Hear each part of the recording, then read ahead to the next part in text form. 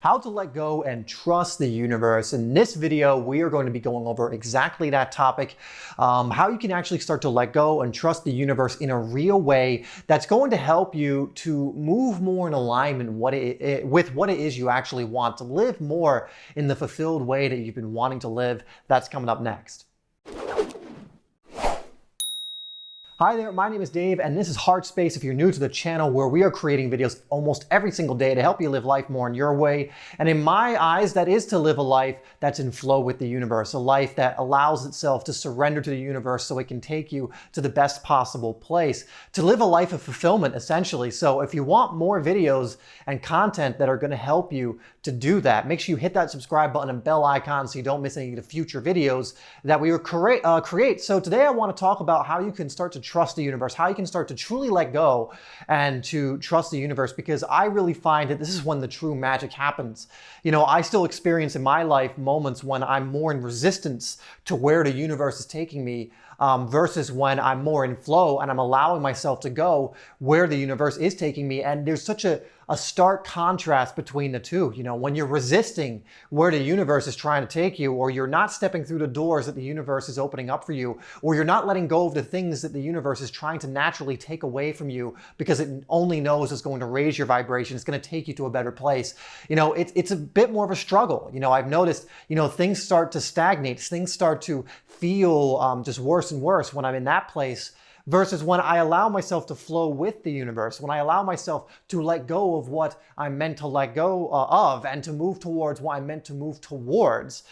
Things just become effortless, but more and more magic starts appearing in my life. You know, more and more synchronizations, more synchronicities start appearing in my life when I do this. So I want to go over how you can start doing this more and more.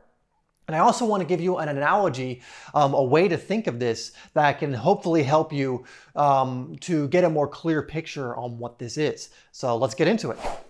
Before we start, I actually encourage you to write in the comments, I am flowing with the universe now. And the reason I ask you to do this is so that you align more with that. You know, it's really the first action step you can take to start aligning with this more and more.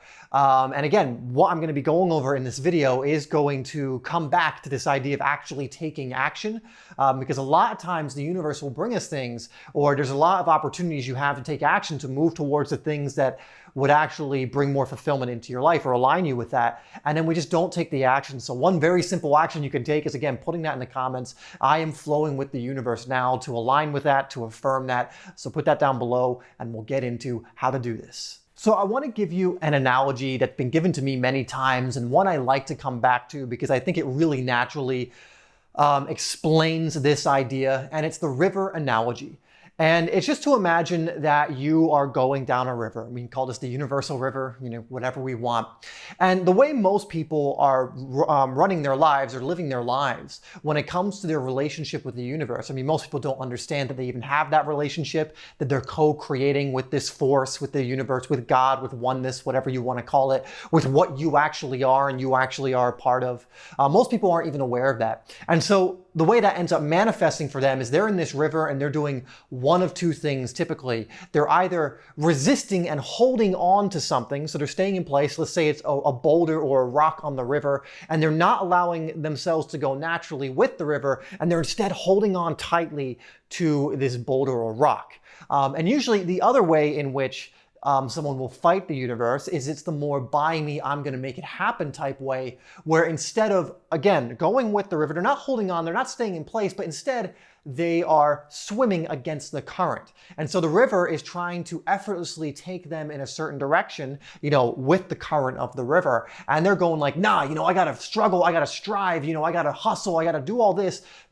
And that's great and all, putting in the work is great, but you're going against life and you're going against the river swimming upstream. And a lot of times when that happens, the universe brings you to burnout so that you'll finally relax and let go, and then it will take you down the river. But what will happen again with someone like this usually is a cycle. They'll go up the stream, they'll swim up the stream, they'll be in resistance, they'll burn out, and then they're almost forced to let go for a little bit. Then they regain their energy, they reinvigorate, they haven't learned their lesson, boom, right back up the stream. Right back up the stream they go, and then boom, burnout, and they just keep going in this cycle, which inevitably leads to the universe almost getting them to the point where it forces a moment of letting go. A moment of actually allowing themselves to be taken by the river. But again, if the lesson is not learned, if you do not see that the resistance, the moving against the current is what got you there in the first place, you're just going to, your fate is going to essentially be to go against that current all the time. But there's obviously a third option, which is to allow the current to take you where it's going to take you, to allow yourself to be taken by the flow of life and to see that it's only going to take you to good places. It's only going to take you to where your soul is trying to go. That the universe always has your back. One of the most important questions to answer, it's that famous Einstein quote, is the most important question someone can answer, any individual can answer, is if we live in a friendly or hostile universe. And why that's a very important personal question to answer is because if you're someone who believes we live in a hostile universe, that's when you become one of the rock huggers, or that's when you become someone who's swimming upstream against the current, because you believe that the universe doesn't have your back. You actually believe you live in a hostile universe that is intentionally trying to trip you up, screw you over, and cause you to just live a terrible life, and that you have to fight against this force that does not have your back, and again, is for some reason intentionally trying to screw you over. And you have to fight against it. That's why you have to swim upstream, or you have to hold on to dear life to what you have, because the universe is just going to come in and try and take it away. And if you answer that question and say we live in a hostile universe, that's how most people live. And most people are conditioned to believe that. And that's where you get the mentality of swimming against the current, swimming upstream, instead of letting go and allowing life to take you. Because again, most people are coming from that foundation of a hostile universe. They don't want that hostile universe to take them. Because if they let go and allow this hostile universe to take control of their life, well then where the hell is that going to lead? Nowhere good. But again, it all comes down to if you believe that or not. You see, for me, I believe we live in a very friendly universe. I believe we live in a universe where if you decide to co-create with it, if you decide to flow with it, that it will have your back. It will never, ever lead you astray. I live in a way where I believe my heart is connected to the universe, to God, to the oneness. And that if I listen to that, which is the same thing as flowing with the river. If I listen to those intuitive hits that I get, if I listen to what comes through from the universe, from this higher source of energy or whatever, again, you want to label it as, I believe that I will co-create something that is beautiful in my physical reality with the universe. But again, you need to first come from the foundation of belief that you live in a friendly universe. None of this is going to make a difference. None of the actions, none of the, whatever belief systems are going to make a difference if you don't switch from having this I live in a hostile universe mindset to one of I live in a friendly universe, or at least to move the hostile one to a neutral one. Because if you continually believe that you live in a hostile universe, you will always come from that foundation, and that's always going to make you want to swim against the current of the universe. It's always going to want to make you to either do that or hold on to the rock because you're too afraid of that river sweeping you away into what you believe is oblivion, because again, you're coming from this foundation of the universe. As soon as I open myself up to it, as soon as I surrender to it, and as soon as I make myself vulnerable to it, it will screw me over. It will hit me where it hurts. And again, this only comes from what you believe. It's not true. If we look at the law of attraction, I put that in the title for a reason, you will get back that which you put out. And so if you put out the energy of actually believing that you live in a hostile universe, the universe can only return that back to you. And so no, the universe does not need to be hostile towards you. I doubt it even wants to be that way to you. In fact, it doesn't look at it one way or another, good or bad. It just looks at giving you back what you give it. And so if you go, it's a hostile universe, it will show you how hostile it can be. But if you go, I live in a friendly universe, it'll show you how friendly it can be. It will show you how cooperative it can be. It will show you how gift-giving it can be, how generous it can be, how abundant it can be. And so the first thing with this analogy, guys, is to understand why most people are holding on to the rock, why most people are swimming upstream, because ultimately their base foundation is believing that they live in a hostile universe, that they live in a universe that if they stand still and allow, or they don't fight, they don't resist. So many people are resisting so many different things. They believe that if they let go of those things, that they're going to get screwed over, that it's over for them, that they're going to end up in a terrible, terrible situation forever and ever and ever. And so until you shift that, until you see that the universe has your back and you truly believe it, until you see that it's as easy to believe and as true to believe that you live in a friendly universe than that you live in a hostile universe. When you make that transition, things will begin to change. And then again, going back to that third option of being able to let go and let the river take you where it's going to take you, flowing with life begins to make everything very, very effortless. What I found once again, is I still sometimes will cling onto a rock, because what you have to also understand about this river is there's no destination or end point to the river. You are always in process. The universe is always in process. There's no, sandy bank at the end of the river. And there's also no end to it going the other way, which means you can swim upstream, like Michael Phelps, and you're never going to hit an end point. Again, you're just going to hit a point of burnout and have to float down a little bit more and then keep going like this, instead of continually being in process, instead of resisting the process, either by holding on or by swimming upstream. And so what you have to understand is there's always going to be this continuation. So even now with myself, who's someone who has been researching this and applying this kind of stuff for a very long time, I still, when new bends come in the river, I still sometimes might cling onto a rock because I'm scared of what might be around that bend, or I might swim upstream a little bit. But what I have found is when I let go and I trust the universe, and I have a foundation of trusting the universe for sure. And when I do that fully and I let go of that rock and I know, what, we're about to go we're about to go around the bend in this river. And I don't know what's on the other side, but I ultimately know the universe is never going to present me with something, one, that I cannot handle, and two, that won't either right away or later on be something that's going to benefit me on my soul journey, benefit me on my journey as a spiritual being in a physical body. And so when I remember that everything's going to be okay, to trust the process, it makes it much easier to go around that bend, to trust the river to take me where I need to go. And 100% of the time when I've done that, it's always ended up being a good thing, either in the sense of a lesson that I'm so glad I've received, in the sense of something, maybe material coming in the sense of even a person coming in. I look at my girlfriend, for example, Lily. If I hadn't trusted the river and the bends that came in the river, I wouldn't even be with her.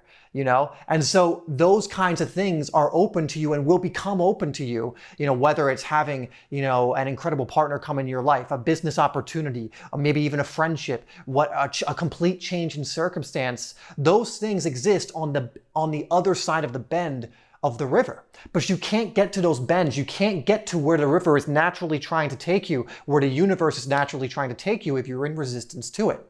And again, that first level of resistance that so many people are holding on to is actually believing that the universe is hostile and the universe does not have their best interests at heart. And that is the first thing you really need to look at and go, how can I get to the point where I trust the universe? What do I need to do? What work do I need to go through to get to that point? Because if you don't get to that point, you're never really going to get to a point where you're going to allow yourself to flow down the river.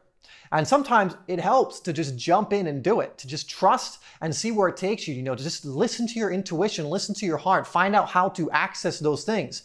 Meditation is a great way to do that, to actually get to the point where you can hear the universe, listen to what your intuition, again, what your heart is telling you, which is connected to that energy. And to be like, okay, I'm just going to, for a week or two, fully buy in and have faith in what is being said here instead of here, and see where that takes you. And you'll be surprised, I believe, by what happens if you just do that. And by giving yourself that experience, it will help you to start trusting more and more. But also understand that you can't trick the universe. When it comes to trust, for me, it's the same as love. There is no in-between when it comes to it. You can't kind of love something and you can't kind of trust something. You either do or you don't. You either have faith in the thing. It's not, I have faith in the thing if, then that means you don't have faith in it. It's not, I will love you if, well, that means you don't love it. It's some form of conditional love. It's not what love in its purest form is, or trust in its purest form is. And so understand also, if you're coming to the universe, you're coming and trying, you can apply this to the law of attraction too. If you come into the law of attraction with this wishy-washy level of love and trust, understand to the universe that doesn't represent trust or love at all. It does not represent those emotions, those feelings, that energy. You can't trick the universe. It knows when you have faith and it knows when you don't. It knows when you're coming from a place of love and it knows when you don't. That's why you can try and, for example, affirm certain things, but if you don't come with the energy of what you're saying you're affirming, it won't matter. Because again, you cannot trick the universe. You can maybe trick yourself, but you can't trick the universe. And so keep that in mind. Anyway, guys, I'm going to leave it off there because I think I've thrown a lot at you. But essentially here is the big takeaway from this is ultimately you need to answer the question, do we live in a friendly or hostile universe? And you need to be honest with yourself. And if you keep finding that your answer is we live in a hostile universe, that's the first thing you need to look at. And you need to start doing things, I would say especially doing practices like meditation and other things that are going to help you come to the conclusion that actually we live in a friendly universe. Actually, the universe has my back. Because once you trust the universe, once you have that faith in the universe to take you down the river and even when there's a bend, even when there's some rapids, even when there's something that might scare you a little, you can put your faith in the universe knowing that it's never going to lead you astray, that everything's going to be okay, and that on the other side of those rapids, the bend or whatever else, maybe a few crocodiles over there, that you're going to be absolutely fine and better off for having gone around that bend. All right, guys, so that's what I'm going to leave you with today. This is something, again, that needs to be applied for it to work. Use this analogy for yourself. Remember this analogy if it helps you to really start to get a picture of how this works. It's one of my favorites because it's so clear. You know, again, swimming upstream equals, you know, almost not trusting the universe and needing to continually take action to almost ignore it. Holding on to the rocks to me represents resistance and just not wanting to move at all. And then allowing yourself to flow with the river obviously represents letting go, surrendering to it, and then co-creating as a spiritual being in a human body, co-creating as the divine being you are with divinity, with oneness, with the universe. All right, guys, thank you so much for tuning in. As always, I love you, and I will see you in the next video.